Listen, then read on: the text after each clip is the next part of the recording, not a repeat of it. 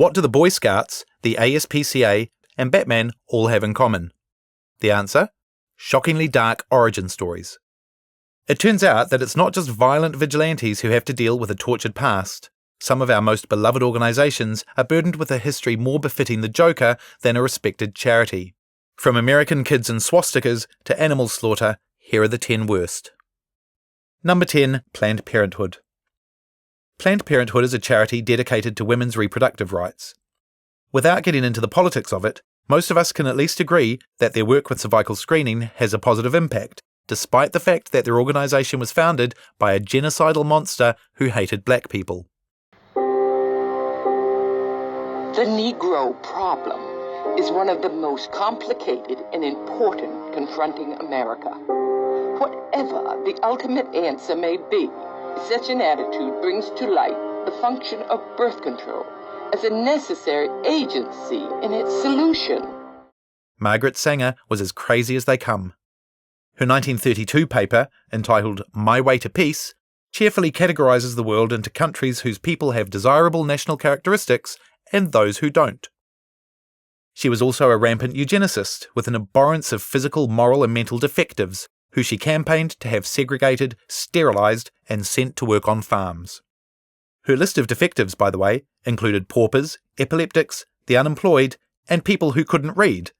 All in all, she estimated that the USA needed to segregate 5 million of its citizens. Even her charitable work on birth control was promoted to improve the quality of the white race. Number 9. The ASPCA. Without the ASPCA, we'd probably still have cockfighting, unregulated slaughterhouses, and no penalties for animal cruelty. In 1894, the charity began operating New York's Municipal Animal Shelter, a service they provided for 100 years. During that time, they managed to make it probably the most murderous animal shelter in the history of the world. At its peak, 40 to 50,000 stray animals were destroyed each year, a level of extermination so vast that it probably would have depopulated the world of dogs if left unchecked. Things got so bad that in 1976, 2 members of the charity's own board sued it for animal cruelty. Just to clarify, this is the same charity that named itself the American Society for the Prevention of Cruelty to Animals. It wasn't until 1994 that the charity finally ended their annual bloodbath, handing the reins over to the animal care centres of New York City, who promptly lowered the animal euthanasia rate to a less terrifying 8,000. Number 8. The Department of Energy. It may not exactly be beloved, but the Department of Energy does its job. Without it, we'd have no domestic power, no Human Genome Project, and no possibility of nuclear annihilation. That is no joke. Before they got into the day-to-day business of government, the department's only remit was to build a city vaporizing bomb. A bluish-green light illuminated the entire sky all around. A giant ball of fire rose as though from the bowels of the earth, belching purple fire 10,000 feet high.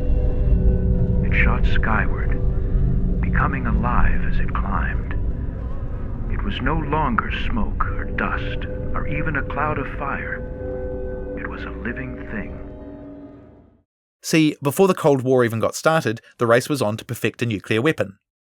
The British, Germans and Americans were all busy trying to crack the Konami code of World War II, and it was pretty clear that whoever got there first would win the game. To make sure it wasn't the Nazis, the US government set up the Manhattan Project, a top-secret project employing almost as many people as the car industry. After the war, the project changed hands and names, eventually metamorphosing into the innocuous-sounding Department of Energy that we all know today. Number 7. Invisible Children. Remember Coney? He's the brutal, child soldier-using warlord the world was going to take down by watching YouTube videos. The closest our post-Stalin world has had to a bona fide monster, there's no way any charity that stood up to him could be accused of something as base as rank hypocrisy. Except, of course, it could. As one expert on international conflict in the Congo region pointed out, Coney's LRA were not the only army to exploit child soldiers and massacre civilians. The Ugandan president and the SPLA, both of whom the anti-Coney group Invisible Children are involved with, have also been implicated in the sort of war crimes that nobody wants to hear about on YouTube. Well, we probably do, but we'll save that for another video. Supporters say it's a necessary evil that doesn't detract from their mission. though how supporting the very thing you stand against constitutes fulfilling your mission is anyone's guess. Number 6. The Pew Charitable Trusts. There's a good chance you've never heard of the Pew Charitable Trusts. Basically, they're a non-partisan NGO, which means non-governmental organisation, who get their kicks improving public policy and protecting the environment. Oh, and they were established by a bunch of free market psychos. Before anyone gets offended, let me add that supporting a free market economy is as valid a position as any other. On the other hand, claiming Roosevelt's New Deal was a gigantic scheme to raise US businesses to a dead level and debase the citizenry into a massive ballot-casting serfs crosses that hazy line from opinionated to insane. Set up by the children of oil tycoon Joseph N. Pew, the Pew Trust spent the first years of its life vigorously campaigning for unrestricted drilling rights and such, before undergoing a Scrooge-like change of heart and becoming staunch environmentalists. Number 5. The Missionaries of Charity. Aside from Gandhi, Mother Teresa is probably the figure most commonly associated with words like good and selfless.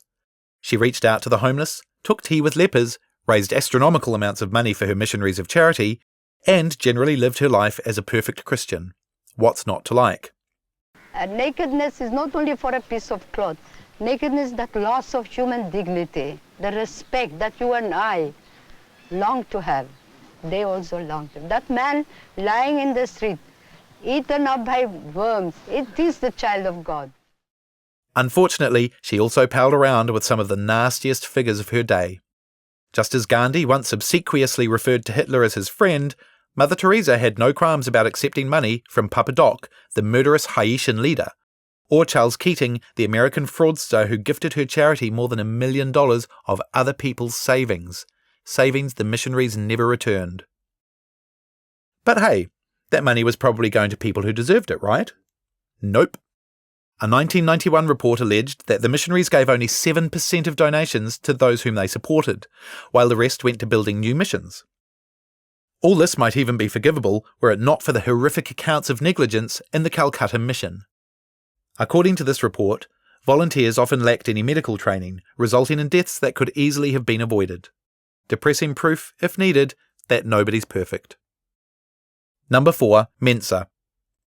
While Mensa was officially founded after a chance meeting on a train, the idea of a club for clever people had first been floated by Cyril Burt in 1946.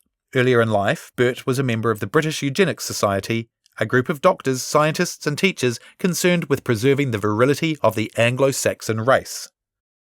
This isn't just a tenuous connection either. One of Mensa's 2 founding fathers openly acknowledged Burt's influence, and the society made him an honorary president.